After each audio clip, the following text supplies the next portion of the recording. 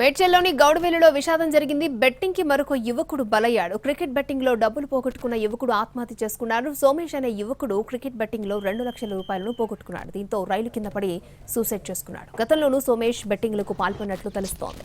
గతంలో అక్క పెళ్లి కోసం తెచ్చిన డబ్బు కూడా బెట్టింగ్ లో పెట్టి పోగొట్టాడు సోమేష్. కొడుకు మృతితో కన్నీరు మున్నీరుగా విలిపిస్తున్నారు పేరెంట్స్. మరింత సమాచారాన్ని మా ప్రతినిధి కిరణ్ అందిస్తారు. క్రికెట్ బెట్టింగ్ లో డబ్బులు పోగొట్టుకున్న సోమేష్ అనే యువకుడు సూసైడ్ పాల్పడ్డాడు. ఈ ఘటన మేడ్చల్ జిల్లా పోలీస్ స్టేషన్ పరిధిలోని గౌడవెల్లి రైలు పట్టాలపై అతను పడుకొని ఆత్మహత్య కలకలం సృష్టించింది.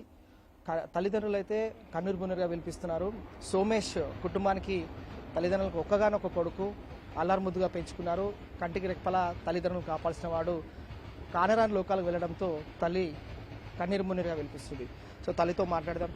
అమ్మ, సోమేష్ క్రికెట్ బెట్టింగ్లో డబ్బులు పోగొట్టుకున్నాడు, సూసైడ్ చేసుకున్నాడు. అసలు ఏం జరిగిందమ్మా? ఎన్ని రోజుల నుంచి అతను మనోవేదనలో ఉన్నాడు? మీరేమైనా గమనించారా? ఏమైనా మాట్లాడారా? ఈ మధ్య అయితే అందరూ మా కుటుంబంతో బాగానే సరదాగానే ఉండేవాడు. కుటుంబంతో సరదాగా ఉండేవాడు. ఏమి డబ్బులు ఏం పోగొట్టలేదు, అలాగే కానీ ఏంటి చెప్పలేదు మాకు.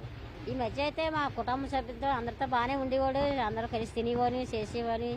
తెల్లారేస్తే ఆయన డ్యూటీకి ఆయన వెళ్ళిపోయాడు, మా డ్యూటీకి మేము వెళ్ళిపోయేవాళ్ళమి. బాగానే ఉండేవాడు. కానీ ఏ ప్రాబ్లం జరిగిందా మా తోట అయితే ఈసారి అయితే చెప్పలేదు. 5 గంటలు వేసి బాత్రూమ్కి వెళ్ళి వస్తానని వెళ్ళాడు.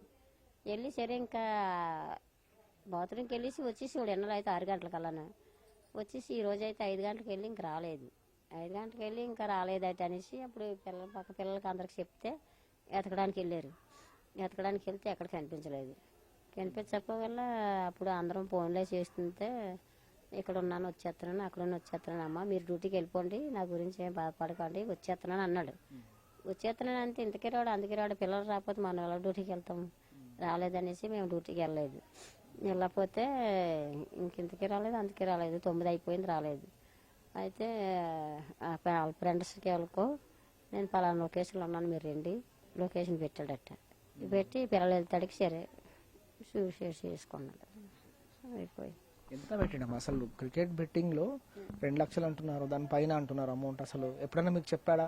ఎవరన్నా కాల్ చేయడం, ఫ్రెండ్స్ కానీ ఏమైనా మాట్లాడడం అలాంటిది ఏమన్నా? ఎవరు కాల్ చేయలేదు మాకు, ఎవరు ఫోన్లే చేయలేదు.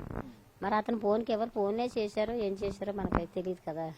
అతని కాడే ఫోన్ ఉంది కదా, మా కాడ అంతే ఏదో చిన్న ఫోన్లు ఉంటాయి, మాకైతే ఎవరు ఫోన్లు చేయలేదు.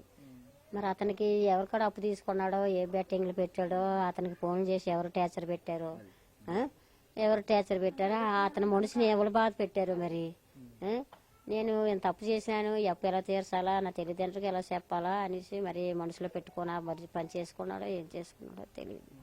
గతంలో అంటే మీ పాప సోమేష్ వాళ్ళ సిస్టర్ వివాహం కూడా బయట నుంచి డబ్బులు తెచ్చాడన్నారు. అప్పుడు కూడా మీరు ఆ డబ్బులు కట్టారు కదా?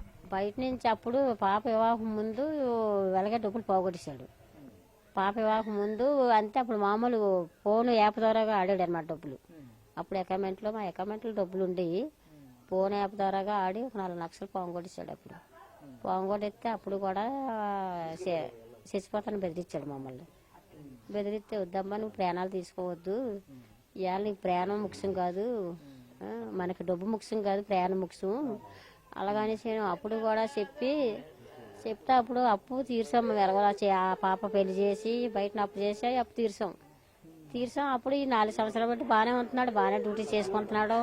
డబ్బులు బెట్టింగ్, క్రికెట్ బెట్టింగ్ డబ్బులు పోగొట్టుకోవడం తీవ్ర మనోవేదనకు గురయ్యాడు సోమేష్. ఇటు తల్లిదండ్రులు కూడా చెప్పుకోలేదు తన బాధను. ఇప్పటికే తల్లిదండ్రులు మాత్రం ఏకైక కుమారు కోల్పోవడం అనేది తీవ్ర మనోవేదనకు గురవుతున్నారు. ఇలాంటి ఘటన ఏ తల్లిదండ్రులకు కూడా చోటు చేసుకోకూడదు. ప్రభుత్వం కఠినమైన చర్యలు తీసుకోవాలని వారు కట్టతడి పెడుతున్నారు. వీడియో జర్నలిస్ట్ రాకేష్ తో టీవీ హైదరాబాద్.